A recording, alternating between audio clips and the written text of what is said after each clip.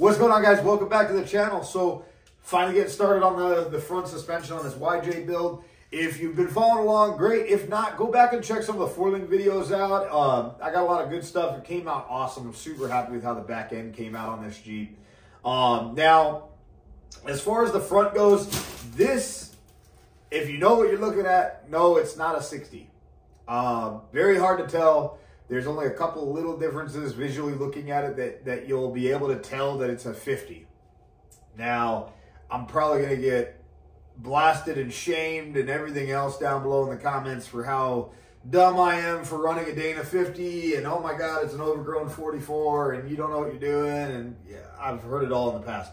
But I'm going to tell you guys right now, as long as people are literally giving these away, asking $100 for them and, you know, get them out of my driveway, take out, you know, 80 bucks, I don't care, I just want it gone, I'm going to keep running them. These things are stupid strong. They hold up to a lot of abuse, and there's really not much different. Yes, the center section is similar to a 44. So the best way I could put this is, as far as true strength overall, it's somewhere between a 44 and a 60. Now, literally the only differences between this and a 60 comes right here.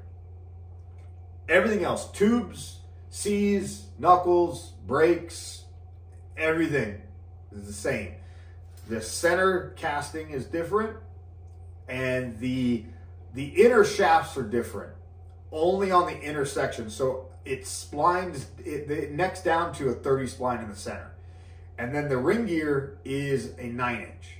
So if I'm remembering correctly, it's a 9-inch, and then the Dana 60 is a 9 3/4. Now, in the past, there wasn't a lot of aftermarket support for these, but nowadays there's a ton. You can now get chromoly axle shafts. People are talking about being able to get new spider gears to turn this into a 35 spline shafts all through and through. There's tons of gears available for them now. There's a variety of lockers. You kind of, the door has been opened more and more as people start using these more, and people are asking for parts of companies because this, to me, is probably the most underrated axle around. You know, throwing this under something super light like my YJ, I mean, this thing is stupid strong for that YJ. You know, would I throw it under my JK? No, I'm going to be running a 60 under my JK when I do the 1-ton swap on that, just because of the weight difference. But, you know, the YJ is super light. Yeah, it's got a good amount of power, but it's still, like I said, this is still a stupid strong axle. So as far as the casing differences, though, for the center section is really not much. The shape is so similar. The biggest question I've seen on forums and everything else is people that do want to run them don't know what truss to run. Can I run a 60 truss? Do I have to get some special truss? Do I just have to grind, you know, the piss out of a Dana 60 truss? No, it's a Dana 60 truss, very minimal grinding. You're really going to be into doing the grinding on the 60 truss the same you would putting it on a Dana 60.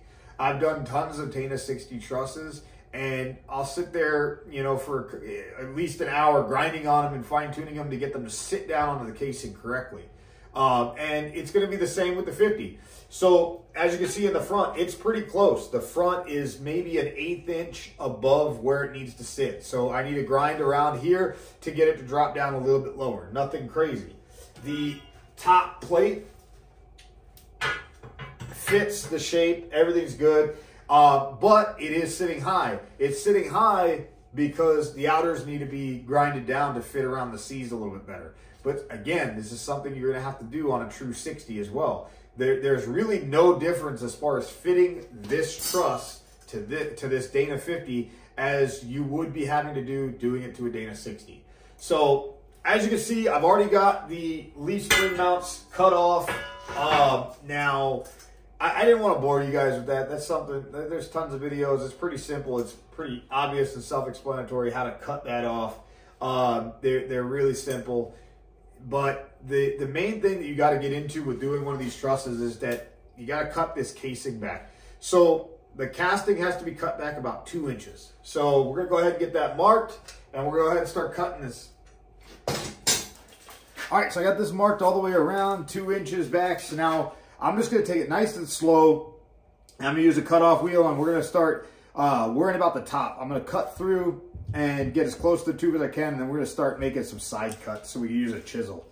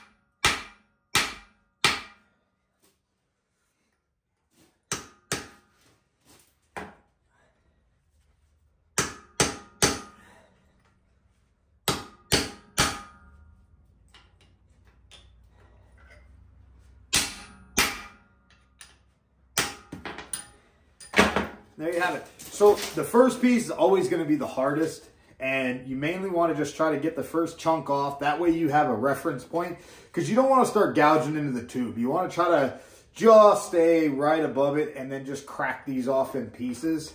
So I just keep doing it. I like to do it in like, you know, like quarters, something like that. That way I'm not going too crazy. And I can kind of keep a good eye on everything and make sure I'm not going too deep. Because like I said, you don't want to start cutting through the tube. If you nick it, that's okay. You can always tack weld it back, you know, like just put a bead over it, grind it down, and you're good. But you don't want to start cutting into it and actually compromising the tube.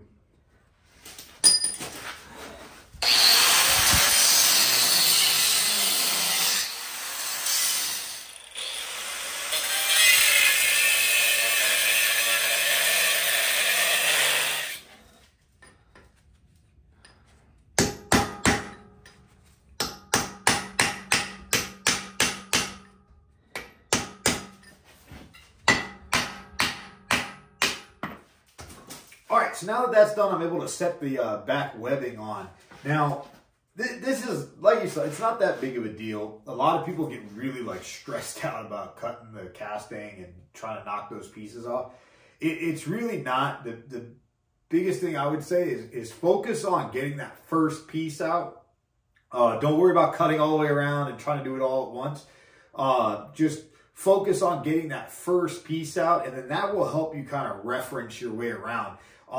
You know, go slow, don't rush it. I've done a bunch of these, so I'm pretty comfortable with it, but you know, the first time could definitely feel pretty stressful. Just like I said, go nice and slow, focus on getting that first piece out, because once you get that first piece out, it's going to make the rest really easy, and you don't even have to cut all the way through.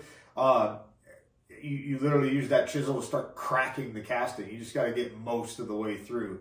And they break off pretty easy, as you saw. So don't stress on it. Just take your time. They're pretty simple.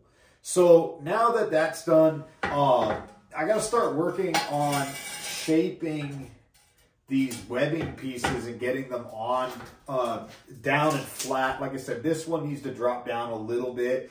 I've already marked it just so I can kind of get like the shape that I want to follow. So you know, just kind of telling me where I need to take more off than other areas. So again, just another thing, just go nice and slow. That way you don't take too much off, but it's pretty close. And then from there, I can start worrying about that top plate.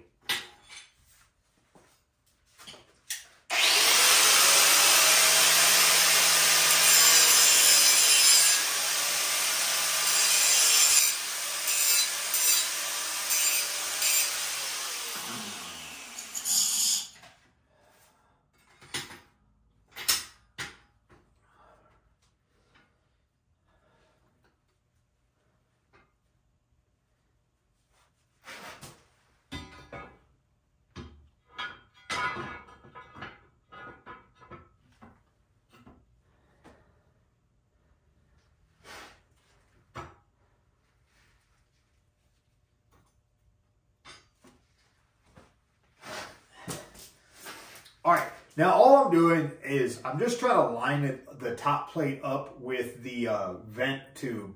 And what that's going to tell me is whether or not the bottom webbing is kind of sitting where it needs to, and it is now. So now I've got to take off both sides to drop the top plate down over the C's, because the tops of the C's are like holding up the bottom of that top plate. So I got to take off it a good amount. It looks like pretty close to probably almost a 1/4 inch. So what I'm going to do is I'm going to bevel these and try to keep taking off material until it sits down.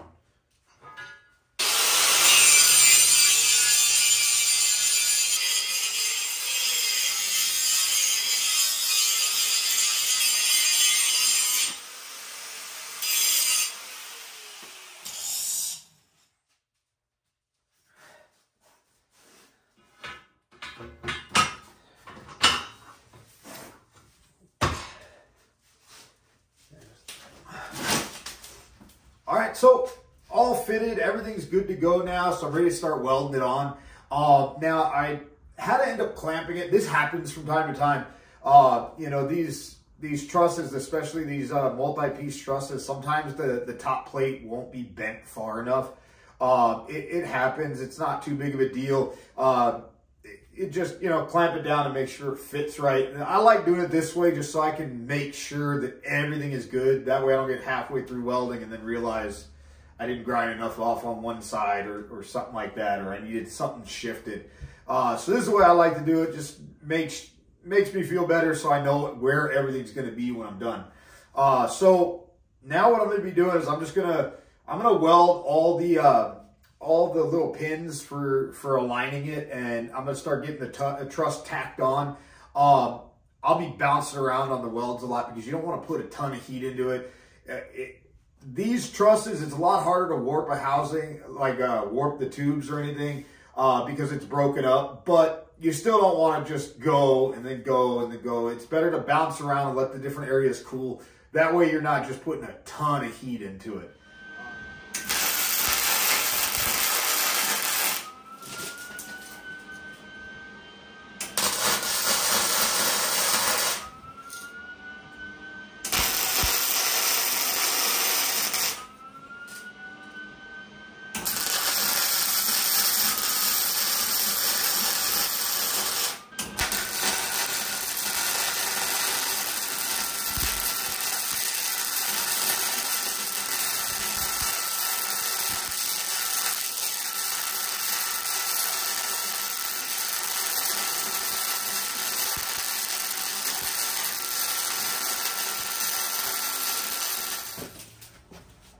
Oh, there it is, guys. Dana 50, all trussed up. Everything fit great. Just like I said, it's really no different than the Dana 60. You know, you're going to have to grind either one the same. You're going to have to kind of make this fit. It doesn't really matter what truss you go with. Like, I went with the Barnes. I've had to do the same thing with Artec and a few others. So it's really no different as far as fitment. You're always going to have to, you know, kind of tool with it a little bit to get it to fit. But hopefully you guys like this video. Helps some of you guys out. If any of you guys are wondering about a Dana 50 and how to get a truss for it or whatever, like, subscribe, comments down below. Keep a lookout for the next video, guys. I'm going to be doing the front 3-link on this. At least I'm planning on a 3-link. We'll see what happens. You never know. Sometimes I change my mind. Playing around with the idea of doing a 4-link, but we'll see what happens. Till next time, guys, take it easy.